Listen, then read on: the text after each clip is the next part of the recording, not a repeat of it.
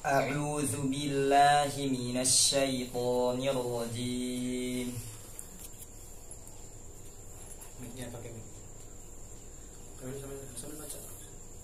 بسم الله الرحمن الرحيم. يا أيها المدثر قم فأنذر وربك فكبر وثيابك فطهر والرجز فاهجر ولا تمنن تستكثر ولربك فاصبر فإذا نقر في الناقور فذلك يومئذ يوم عسير على الكافرين غير يسير. ذرني ومن خلقت وحيدا وجعلت له مالا ممدودا وبنين شهودا ومهدت له تمهيدا. كلا إنه كان لآياتنا عنيدا سأرهقه صعودا. إنه فكر وقدر فقتل كيف قدر ثم قتل كيف قدر ثم نذر ثم عبس وبصر ثم أدبر واستكبر ثم عبس وبصر ثم عبس وبصر ثم أدبر واستكبر فقال إن هذا إلا سحر يؤثر إن هذا إلا قول البشر سأصليه سقر وما أدراك ما سقر لا تبقي ولا تذر لواحة للبشر عليها 19 وما جعلنا أصحاب النار إلا ملائكة وما جعلنا عدتهم إلا فتنة للذين كفروا ليستيقن الذين أوتوا الكتاب ويزداد الذين آمنوا إيمانا ولا يرتاب الذين أوتوا الكتاب والمؤمنون وليقول الذين في قلوبهم مرض والكافرون ماذا أراد الله بهذا مثلا كذلك يضل الله من يشاء ويهدي من يشاء وما يعلم جنود ربك إلا هو وما هي إلا ذكرى للبشر. كلا والقمر والليل إذ أدبر والصبح إذا أسفر إنها لإحدى الكبر نذيرا للبشر لمن شاء منكم أن يتقدم أو يتأخر كل نفس بما كسبت رهينة إلا أصحاب اليمين في جنات يتساءلون عن المجرمين ما سلككم في سقر قالوا لم نك من المصلين ولم نك نطعم المسكين وكنا نخوض مع الخائضين وكنا نكذب بيوم الدين حتى أتانا اليقين. هم شفاعة الشافعين فما لهم عن التذكرة معرضين كأنهم حمر مستنفرة فرت من قسورة بل يريد كل امرئ منهم يومئذ فرت من قسورة بل يريد كل امرئ منهم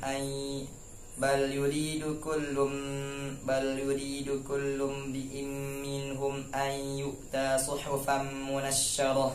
كلا بل لا يخافون الآخرة كلا إنه تذكرة فمن شاء ذكره وما يذكرون إلا أن يشاء الله هو أهل التقوى وأهل المغفرة. بسم الله الرحمن الرحيم. لا أقسم بيوم القيامة ولا أقسم بالنفس اللوامة أيحسب الإنسان أن لن نجمع عظامه بلى قادر أيحسب الإنسان أن لن نجمع عظامه بلى قادرين على أن نسوي بنانه بل يريد الإنسان ليفجر أمامه يسأل أيان يوم القيامة فإذا برق البصر وخسف القمر وجمع الشمس والقمر يقول الإنسان يومئذ أين المفر كلا لا وزر إلى ربك يومئذ المستقر ينبأ الإنسان يومئذ بما قدمت وأخر ينبأ الإنسان يومئذ بين المفر ينبأ الإنسان يومئذ بما قدم وأخر بل الإنسان على نفسه بصيرة ولو ألقى معاذيره لا تحرك به لسانك لتعجل به إن علينا جمعه وقرآنه فإذا قرأناه فاتبع قرآنه ثم إن علينا بيانه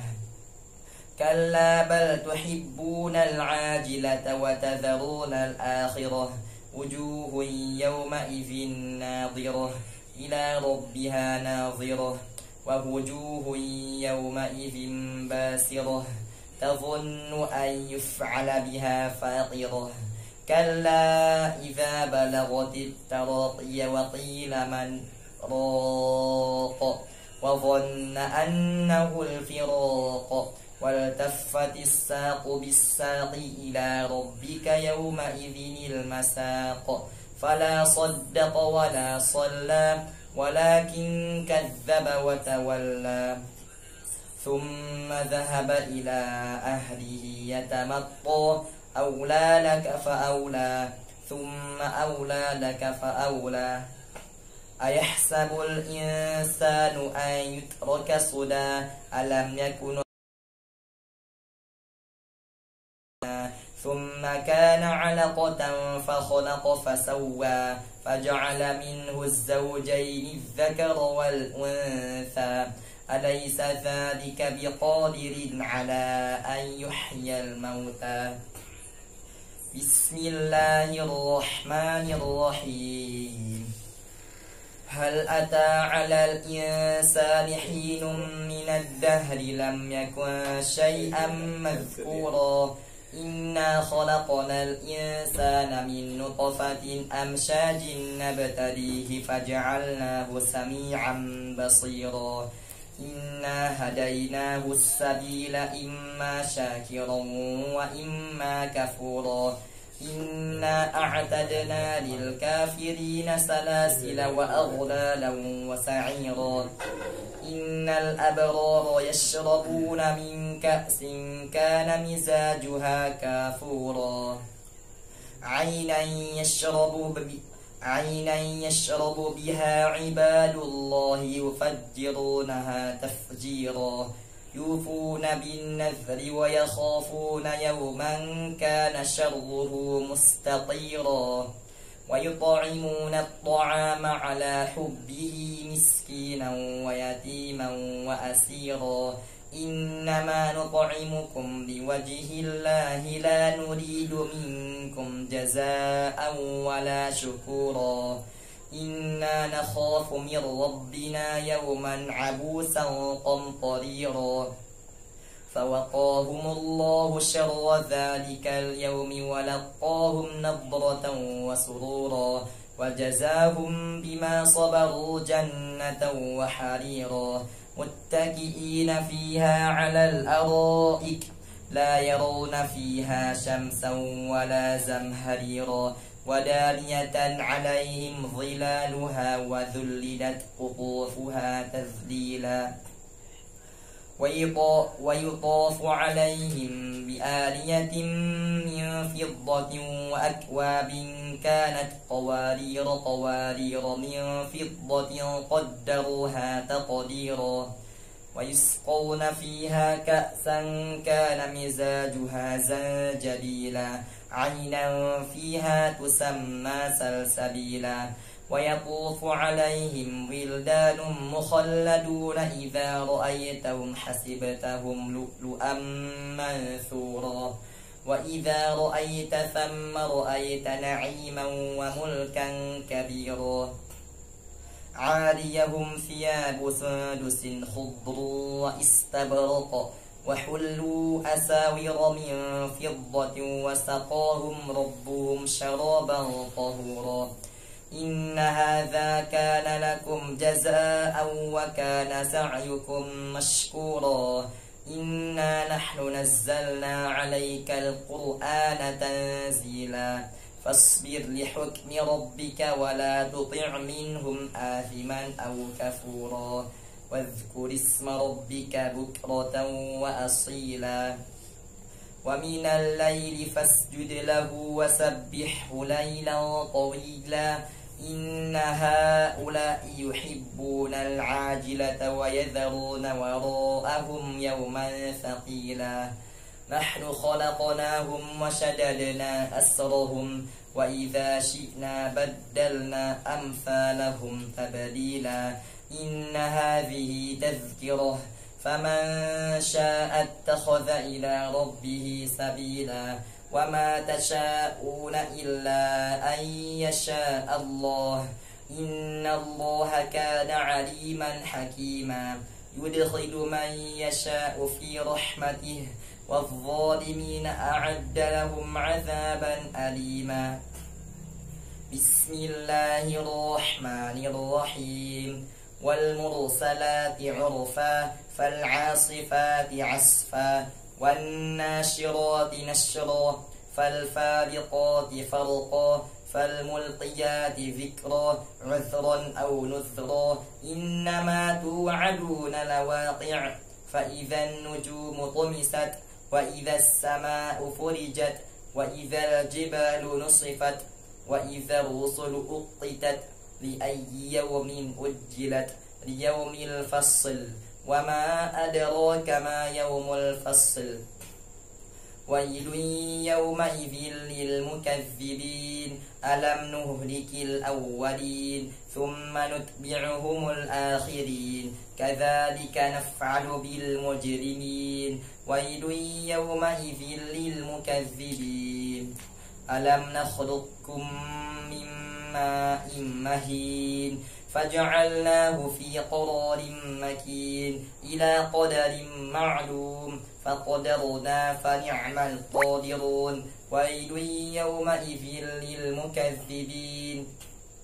ألم نجعل الأرض كفاتا أحياء وأمواتا وجعلنا فيها رواسي شامخات وأسقيناكم ماء فراتا ويل يومئذ للمكذبين انطلقوا إلى ما كنتم به تكذبون انطلقوا إلى ظل ذي 3 شعب لا ظليل ولا يغني من اللهب إنها ترمي بشرر كالقصر كأنه جمالة صفر ويل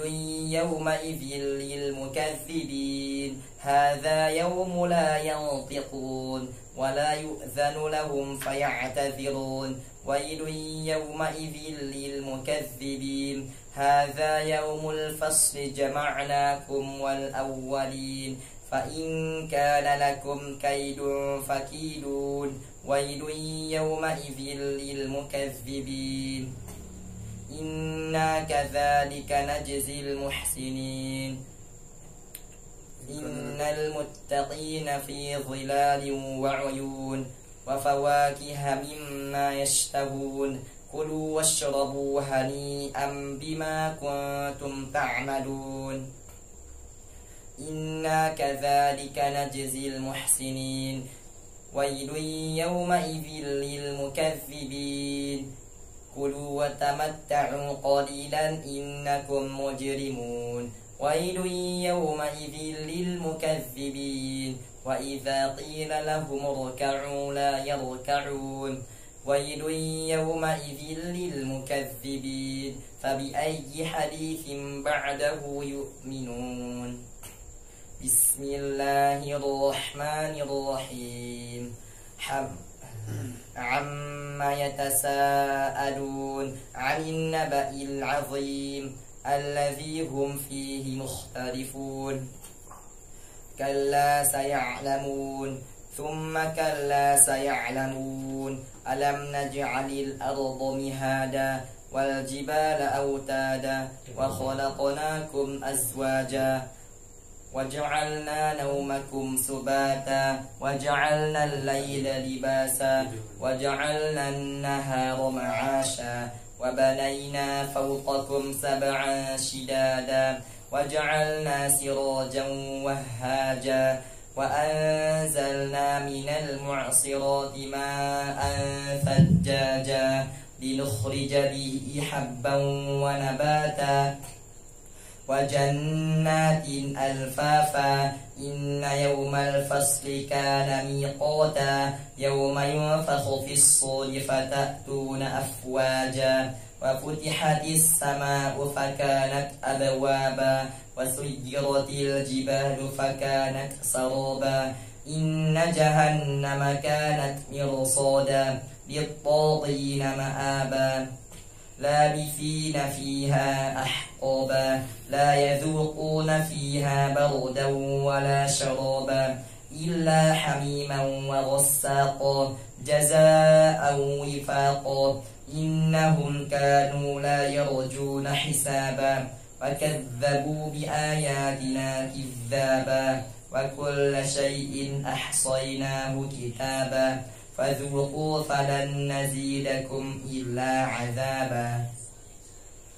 إن للمتقين مفازا حدائق وأعنابا وكواعب أترابا وكأسا دهاقا لا يسمعون فيها لغوا ولا كذابا جزاء من ربك عطاء حسابا رب السماوات والأرض وما بينهما الرحمن لا يملكون منه خطابا يوم يقوم الروح والملائكة صفا لا يتكلمون إلا من أذن له الرحمن وقال صوابا ذلك اليوم الحق فمن شاء اتخذ إلى ربه مآبا إنا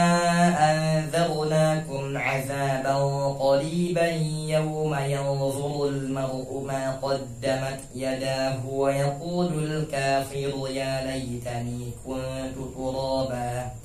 بسم الله الرحمن الرحيم والنازعات غرقا والناشطات نشطا والسابحات سبحا فالسابقات سبقا فالمدبرات أمرا يوم ترجف الراجفة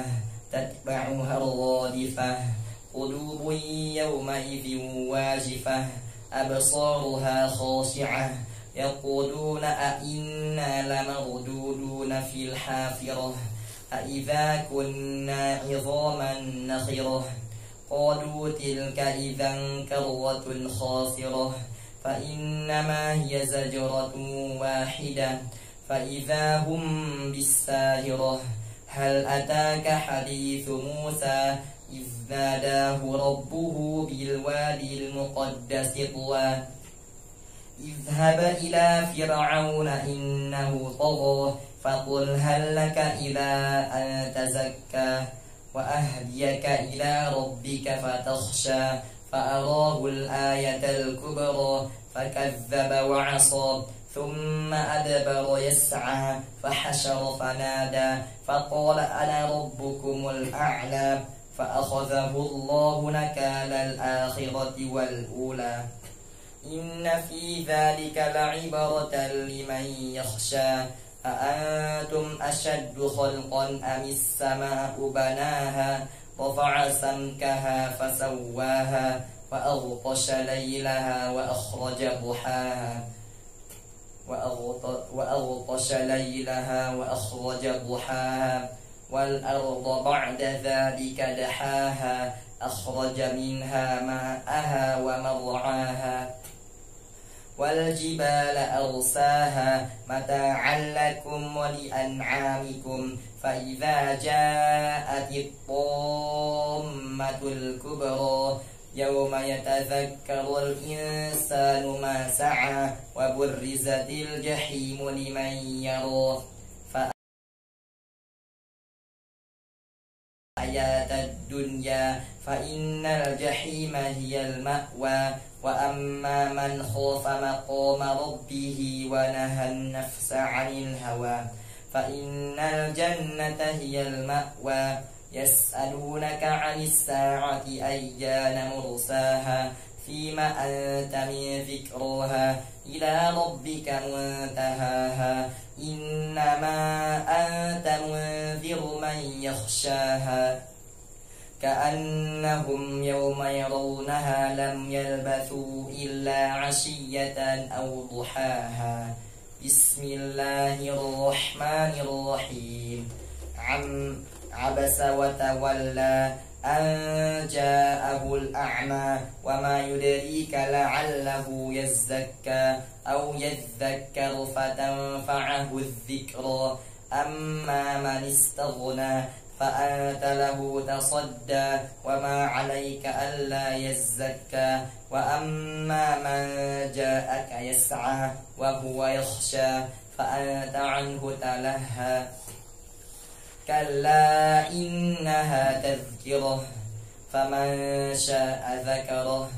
في صحف مكرمة مرفوعة مطهرة بأيدي سفرة كرام بررة قتل الإنسان ما أكفره من أي شيء خلقه من نطفة خلقه فقدره ثم السبيل يسره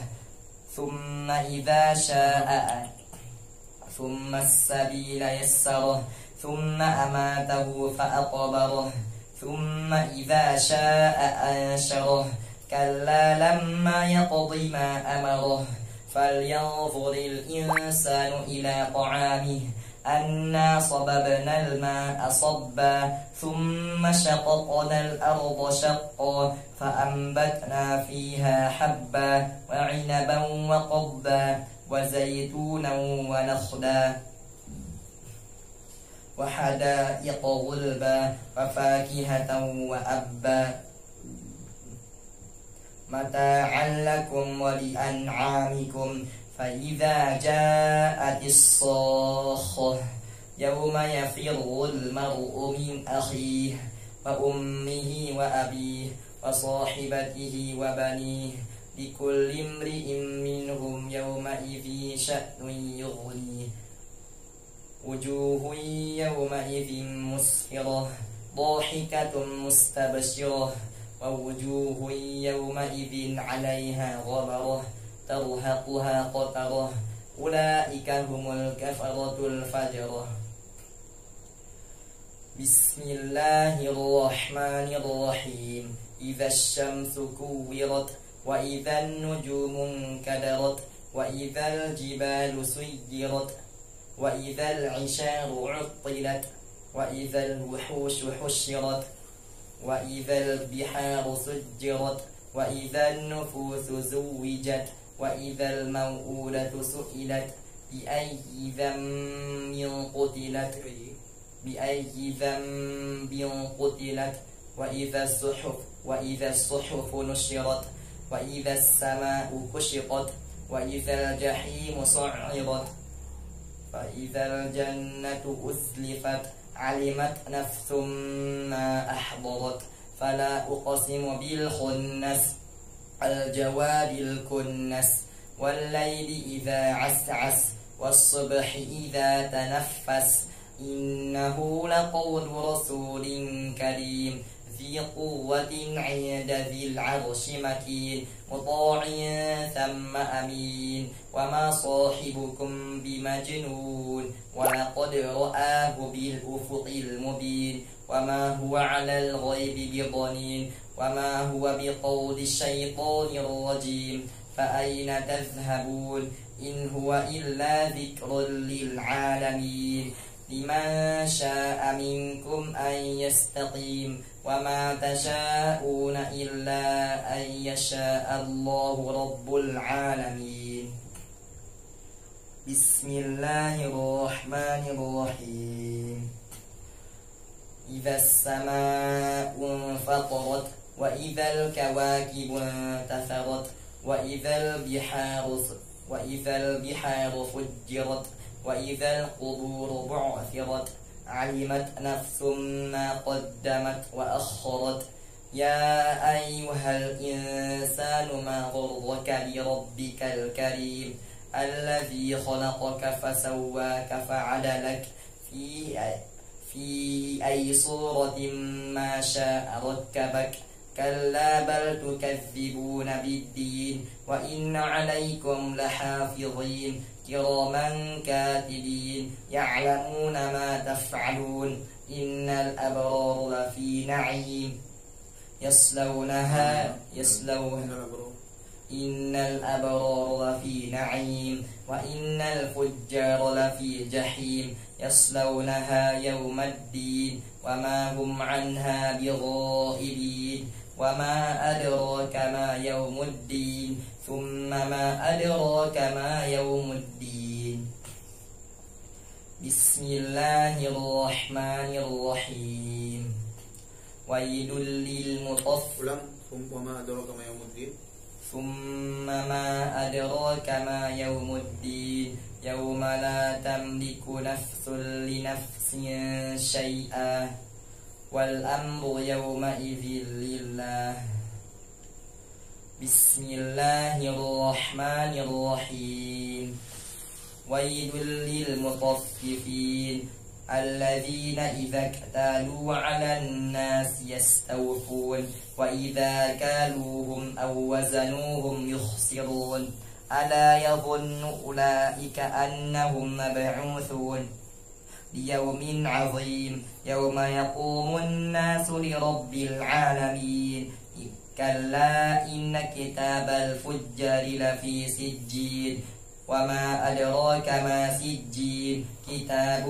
مرقوم ويل يومئذ للمكذبين الذين يكذبون بيوم الدين وما يكذب به إلا كل معتد أثيم إذا تتلى عليه آياتنا قال أساطير الأولين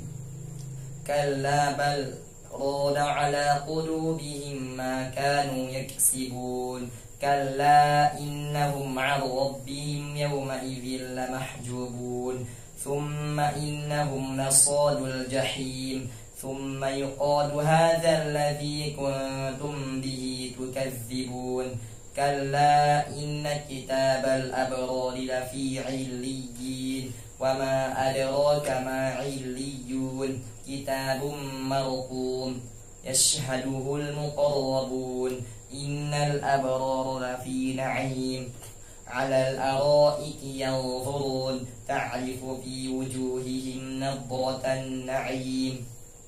يسقون من رحيق مختوم ختامه مسك وفي ذلك فليتنافس المتنافسون ومزاجه من تسنيم عينا يشرب بها المقربون إن الذين أجرموا كانوا من الذين آمنوا يضحكون وإذا مروا بهم يتغامزون وإذا انقلبوا إلى أهلهم انقلبوا فكهين وإذا رأوهم قالوا إن هؤلاء لضالون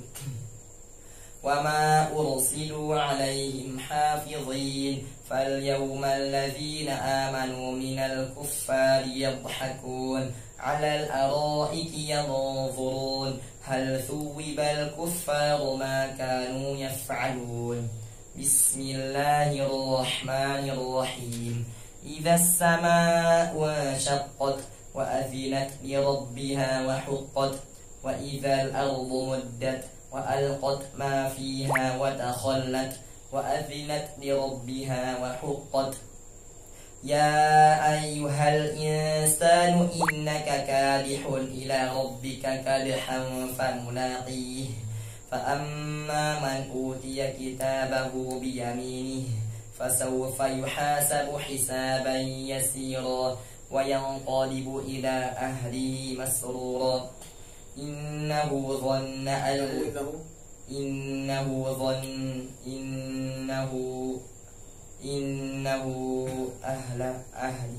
إنه كان أهله فسوف يحاسب حسابا يسيرا وينقلب إلى أهله مسرورا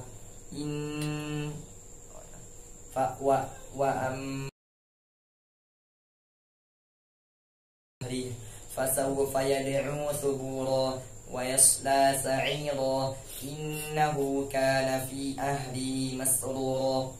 إنه ظن أن لن يحور بلى إن ربه كان به بصيرا فلا أقسم بالشفق والليل وما وسق والقمر إذا اتسق لتركبن طبقا عن طبق فما لهم لا يؤمنون وإذا قرئ عليهم القرآن لا يسجدون بل الذين كفروا يكذبون والله أعلم بما يوعون فبشرهم بعذاب أليم إلا الذين آمنوا وعملوا الصالحات لهم أجر غير ممنون بسم الله الرحمن الرحيم والسماء ذات البروج واليوم الموعود وشاهد ومشهود قتل أصحاب الأخدود النار ذات الوقود إذ هم عليها قعود وهم على ما يفعل بالمؤمنين وهم على ما يفعل بالمؤمنين وهم على ما يفعل بالمؤمنين النار ذات الوقود إذ هم عليها قعود وهم على ما يفعل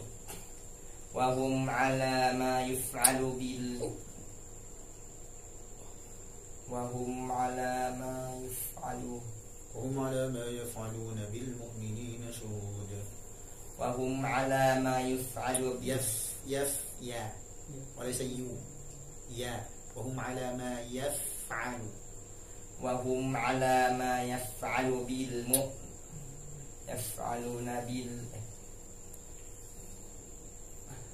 النار ذات الوقود إذ هم عليها قعود وهم على ما يفعلون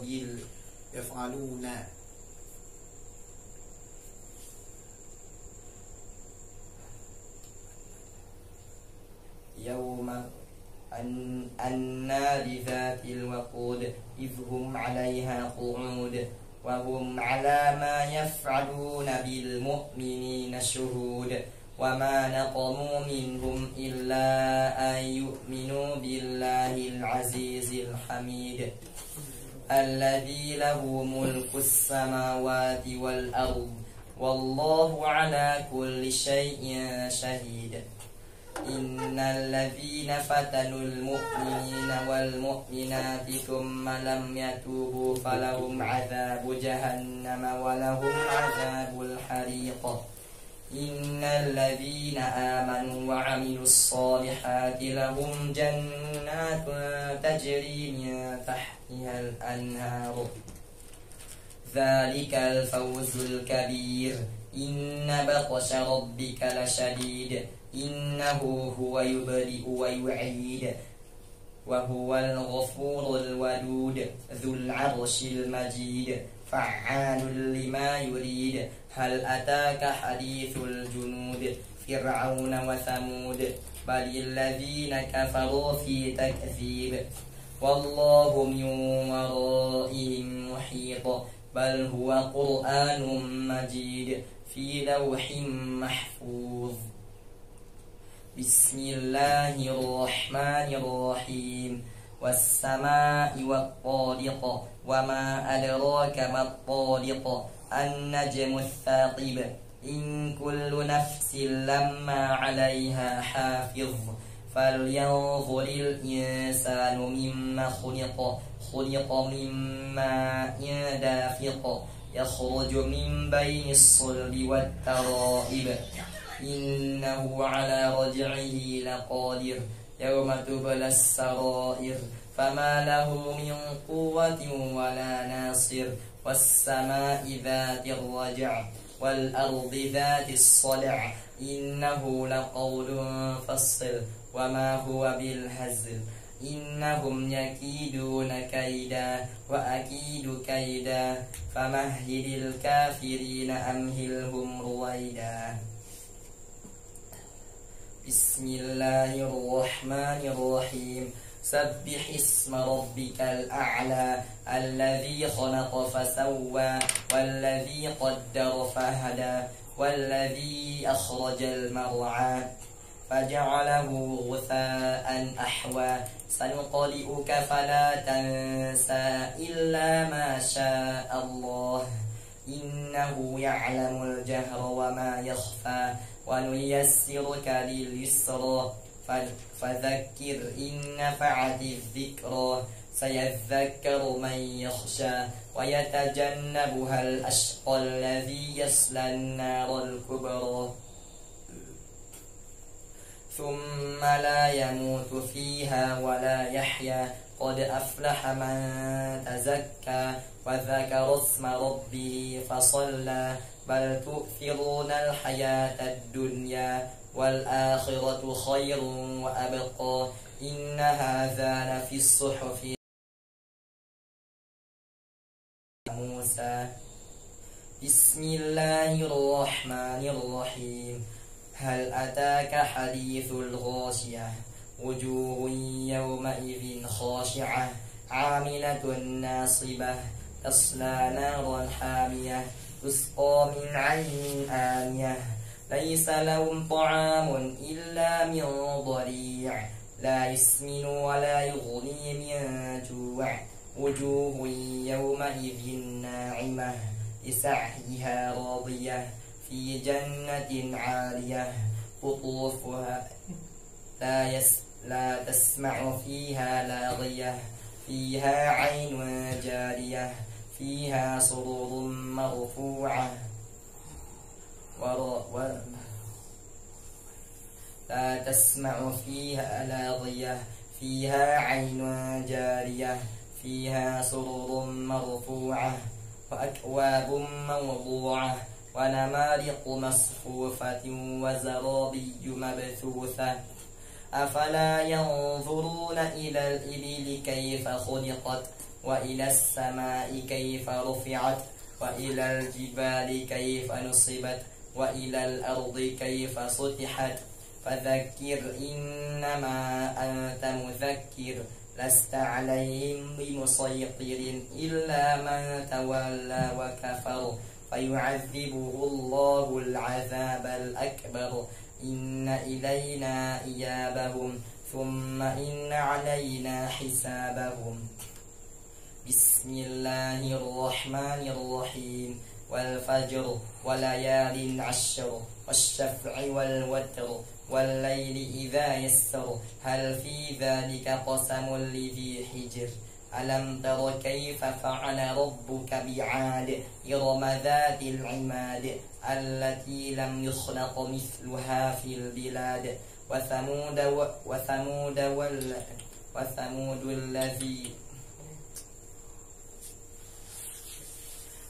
التي لم يخلق مثلها في البلاد وثمود الذي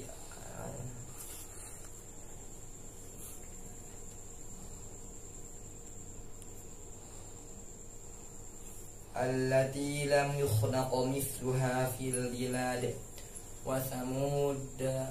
وثمود الذين جابوا الصخر بالواد وفرعون ذي الأوتاد الذين طغوا في البلاد فأكثروا فيها الفساد فصب عليهم ربك سوط عذاب إن ربك لبالمرصاد فأما الإنسان إذا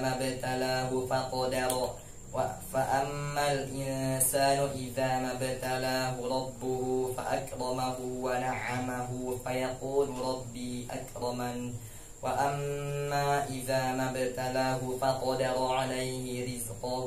فيقول ربي أهانن كلا بل لا تكرمون اليتيم ولا تحاضون على طعام المسكين وتأكلون التراث أكلا لما وتحبون المال حبا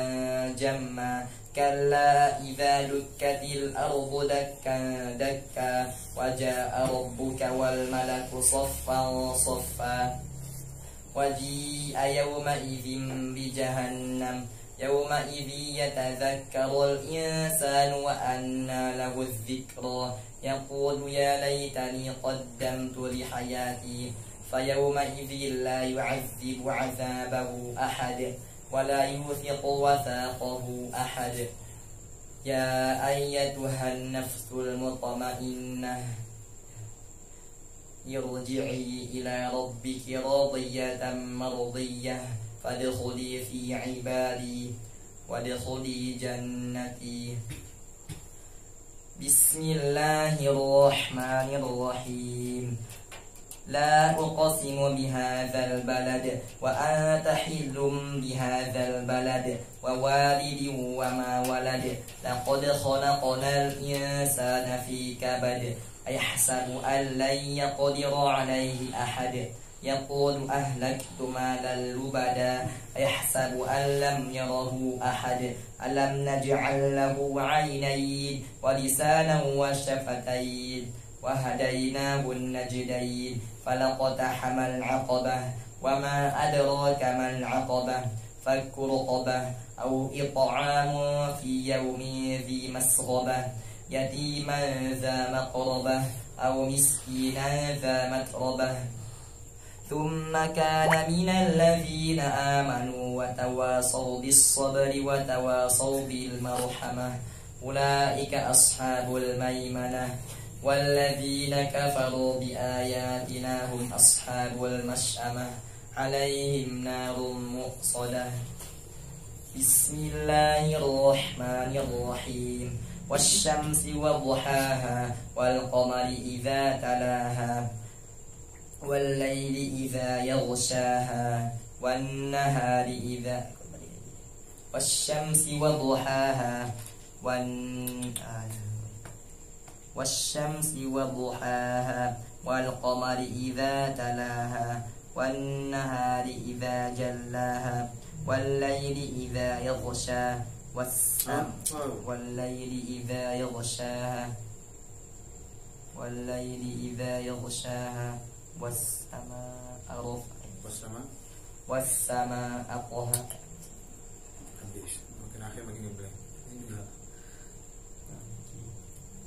والليل إذا يغشاها والسماء وما بناها والأرض وما ضحاها ونفس وما سواها فألهمها فجورها وتقواها قد أفلح من زكاها وقد خاب من دساها كذبت ثمود بطغواها إذ انبعث أشقاها فقال لهم رسول الله ناقة الله وسقياها فكذبوه فعقروها فدمدم عليهم ربهم بذنبهم فسواها ولا يخاف عقباها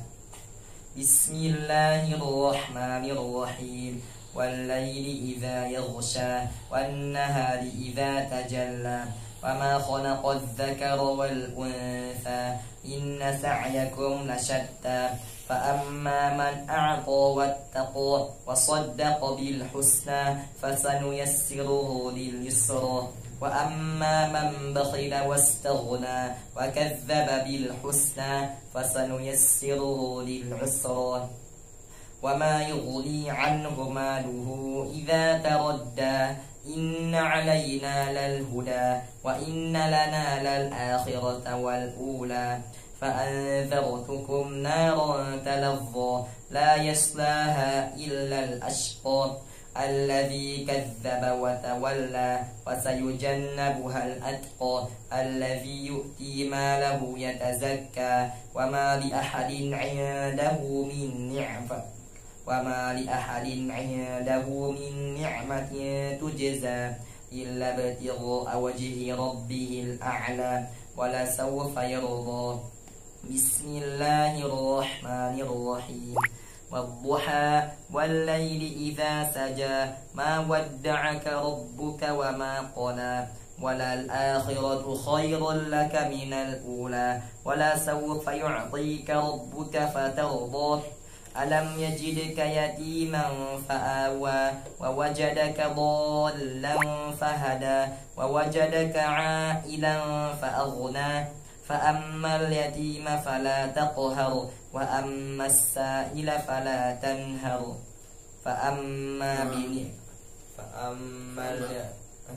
وأما السائل فلا تنهر وأما بنعمة ربك فحدث بسم الله الرحمن الرحيم ألم صدرك أنقض ظهرك ورفعنا لك ذكرك فإن مع العسر يسرا فإذا فرغت فانصب وإلى ربك فارغب بسم الله الرحمن الرحيم والتين والزيتون وطور سينين وهذا البلد الأمين لقد خلقنا الإنسان في أحسن تقويم ثم رددناه أسفل سافلين إلا الذين آمنوا وعملوا الصالحات فلهم أجر غير ممنون فما يكذبك بعد بالدين أليس الله بأحكم الحاكمين بسم الله الرحمن الرحيم اقرأ باسم ربك الذي خلق الإنسان من علق اقرأ وربك الأكرم الذي علم بالقلم علم الإنسان ما لم يعلم كلا إن الإنسان ليطغى أن رآه استغنى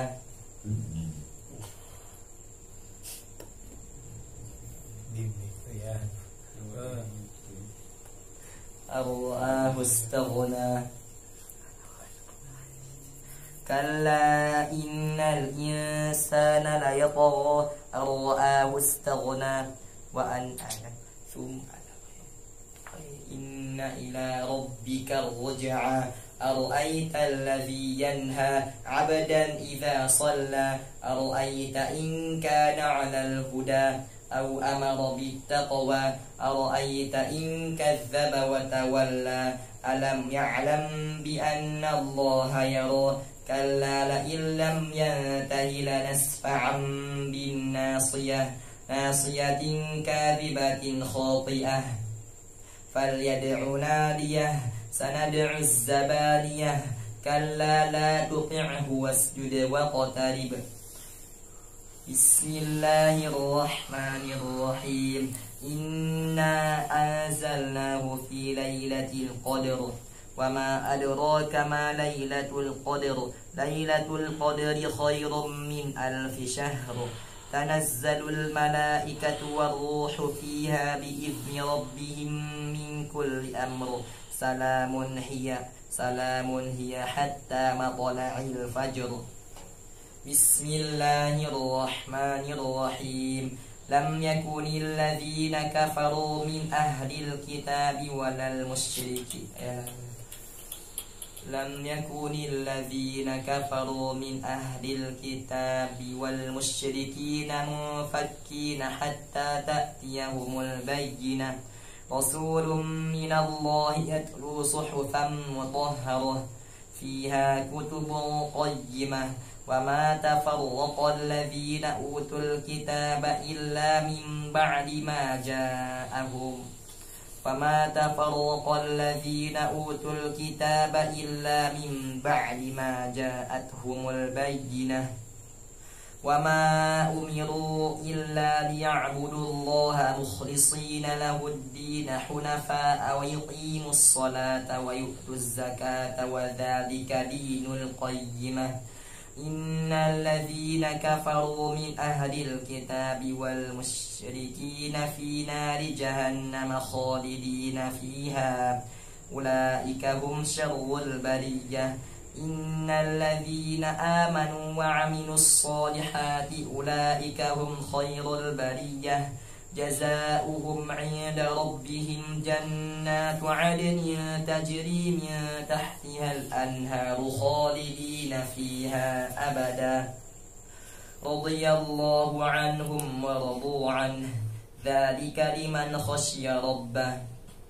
بسم الله الرحمن الرحيم إذا زلزلت الأرض زلزالها وأخرجت الأرض أثقالها وقال الإنسان ما لها يومئذ تحدث أخبارها بأن ربك أوحى لها يومئذ يصدر الناس أشتاتا ليروا أعمالهم فمن يعمل مثقال ذرة خيرا يره ومن يعمل مثقال ذرة شرا يره بسم الله الرحمن الرحيم والعاديات ضبحا فالموريات قدحا فالمغيرات سبحا فأثرن به نقعا فوسطن به جمعا إن الإنسان لربه لكنود وإنه على ذلك لشهيد وإنه لحب الخير لشديد أفلا يعلم إذا بعثر ما في القبور وحصل ما في الصدور إن ربهم بهم يومئذ لخبير بسم الله الرحمن الرحيم القارعة ما القارعة وما أدراك ما القارعة يوم يكون الناس كالفراش المبثوث وتكون الجبال كالعهن المنفوش فأما من ثقلت موازينه فهو في عيشة راضية وأما من خفت موازينه فأمه هاوية وما أدراك ما هي نار حامية بسم الله الرحمن الرحيم ألهاكم التكاثر حتى زرتم المقابر كلا سوف تعلمون ثم كلا سوف تعلمون كلا لو تعلمون علم اليقين لترون الجحيم ثم لترونها عين اليقين ثم لتسألن يومئذ عن النعيم بسم الله الرحمن الرحيم والعصر إن الإنسان لفي خسر إلا الذين آمنوا وعملوا الصالحات وتواصوا بالحق وتواصوا بالصبر بسم الله الرحمن الرحيم ويل لكل همزة لمزة الذي جمع مالا وعدده يحسب أن ماله أخلده كلا لينبذن في الحطمة وما أدراك ما الحطمة نار الله الموقدة التي تطلع على الأفئدة إنها عليهم مؤصدة في عمل ممددة بسم الله الرحمن الرحيم ألم تر كيف فعل ربك بأصحاب الفيل ألم يجعل كيدهم في تضليل وأرسل عليهم طيرا أبابيل ترميهم بحجارة من سجيل فجعلهم كعصف مأكول بسم الله الرحمن الرحيم لإيلاف قريش إيلافهم رحلة الشتاء والصيف فليعبدوا رب هذا البيت الذي أطعمهم من جوع وآمنهم من خوف بسم الله الرحمن الرحيم أرأيت الذي يكذب بالدين فذلك الذي يدع اليتيم ولا يحض على طعام المسكين فويل للمصلين الذين هم عن صلاتهم ساهون الذين هم يراءون ويمنعون الماعون بسم الله الرحمن الرحيم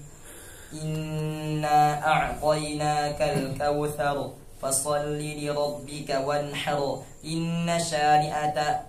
شانئك هو الأبتر بسم الله الرحمن الرحيم قل يا أيها الكافرون لا أعبد ما تعبدون ولا أنتم عابدون ما أعبد ولا أنا عابد ما عبدتم ولا أنتم عابدون ما أعبد لكم دينكم ولي دين بسم الله الرحمن الرحيم إذا جاء نصر الله والفتح ورأيت الناس يدخلون في دين الله أفواجا فسبح بحمد ربك واستغفره إنه كان توابا بسم الله الرحمن الرحيم تبت يدا أبي لهب وتب ما أغنى عنه ماله وما كسب سيصلى نارا ذات لهب وامرأته حمالة الحطب في جيدها حبل من مسد بسم الله الرحمن الرحيم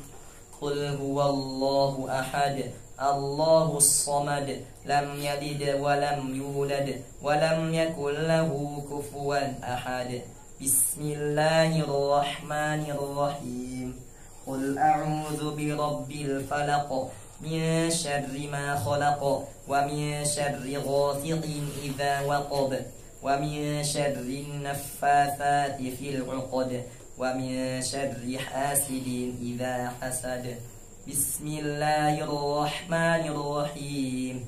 قل أعوذ برب الناس ملك الناس إله الناس من شر الوسواس الخناس الذي يوسوس في صدور الناس من الجنة والناس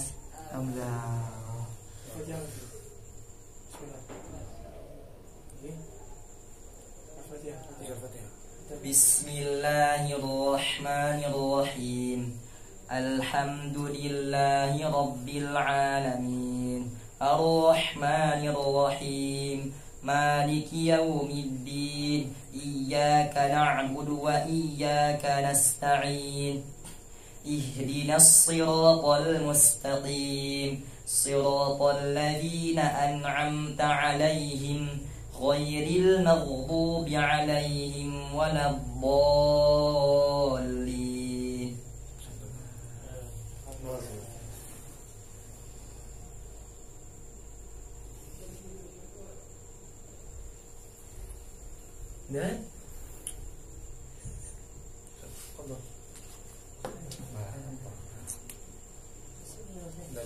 dari tasnya semua tiba-tiba udah satu lagi.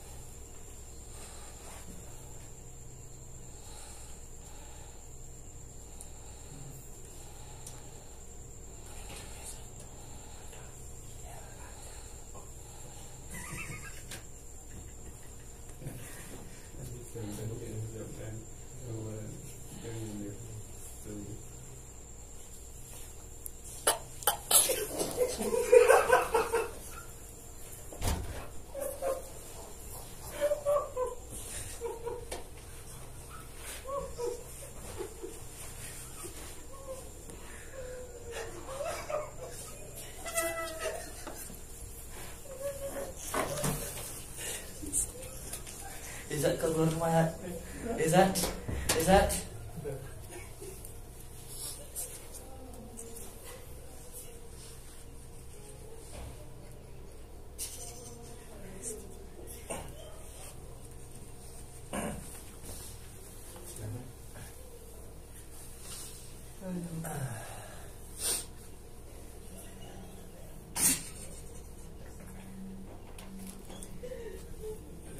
Alhamdulillahirabbil alamin. Wassalatu wassalamu ala asyrafil anbiya'i wal mursalin wa ala alihi wa sahbihi ajma'in. Alhamdulillahi ala ni'amihi walhamdulillahi ala fadlillahi azza wa jalla. Kita berterima kasih dan bersyukur kepada Allah Subhanahu wa taala yang sebesar-besarnya atas pencapaian dan keberhasilan dari Ananda Malikul Mulki bin Fitrah Wahyuzan Hafizahumullah, yang mana beliau telah berhasil menyelesaikan sataran syahadah dari awal sampai akhir Al-Quranul Karim dan diakhiri dengan surah Al-Fatihah sebagai bentuk barakah, bentuk terima kasih kita kepada Allah Subhanahu wa taala. Kita ucapkan alhamdulillah, karena ini merupakan sebuah nikmat yang paling besar ketika Allah Subhanahu wa taala memudahkan salah seorang hambanya yang bisa menjaga daripada firman Allah Subhanahu wa taala. Karena Allah Subhanahu wa taala berfirman dalam Al-Quran, "Inna nahnu nazzalna dzikra wa inna lahu lahafizun." Dan kamilah yang telah menurunkan Al-Quran dan kami pula lah yang akan menjaganya. Bagaimana cara Allah untuk menjaga Al-Quran tersebut? Allah menjaganya melalui orang-orang pilihan yang Allah pilih di antara hamba-hambanya. Maka tidak mudah untuk mendapatkan dan memiliki pilihan Allah untuk dijadikan sebagai pemandang amanah, jaga Al-Quran Al-Karim secara hafalan, secara pemahaman, secara pengamalan, karena itu merupakan pilihan Allah Subhanahu wa taala. Allah mengatakan dalam Al-Quran, "Dzalika fadlullahi yu'tihi man yasha, wallahu dzul fadlil 'azim." Dan Allah akan memberikan karunia-Nya kepada orang-orang yang Allah pilih, dan Allah lah zat yang memiliki karunia yang paling besar. Oleh sebab itu, kita berharap ini merupakan langkah awal bagi Mulki untuk terus berjuang dengan Al-Quran, karena merupakan modal yang paling besar ketika seorang penuntut ilmu ingin mendalami ilmu syar'i. Ketika dia ingin belajar hadis, belajar fikih, belajar usul fiqh, maka modal yang paling besar untuk mencapai kesempurnaan ilmu tersebut adalah yaitu Al-Quranul Karim. Dan mudah-mudahan mungkin bisa insyaAllah ke depannya untuk mempertajam kembali, kemudian mematangkan daripada Al-Quranul Karim ini secara pemahaman. Karena Allah mengatakan dalam Al-Quran, "Allazina atainahumul kitaba yatlunahu haqqa tilawatihi ulaika yu'minuna bih."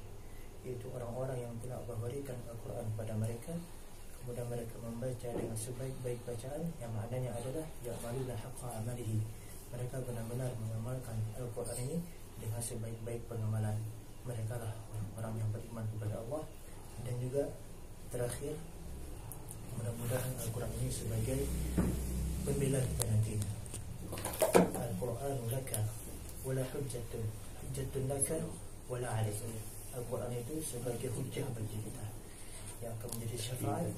yang mana nantinya di hari kiamat Al-Quran itu akan meminta kepada Allah syafaat untuk diberikan kepada mereka yang membaca dengan ikhlas dan mengamalkan dengan sesuai dengan apa yang Allah perintahkan dan Rasul sallallahu alaihi wasallam ajarkan. Dan terima kasih Mulki, karena memang ini melelahkan, tetapi lelahnya ini insyaAllah akan diganti oleh Allah menjadi pahala yang besar di sisinya. Innama yuwaffas sabiruna ajrahum bighairi hisab. Karena sesungguhnya Allah akan memberikan pahala tanpa batas kepada orang-orang yang bersabar di jalan Allah Subhanahu wa taala. Fasbir sabran jamila, maka bersabarlah dengan sabar yang indah. Barakallahu fikum. Terima kasih kepada semua yang telah menyaksikan YouTube channel Pondok Ibn Abbas. Jangan lupa subscribe, apa lagi, komen dan like. Alhamdulillah, Wassalamualaikum warahmatullahi wabarakatuh. Waalaikumsalam warahmatullahi wabarakatuh.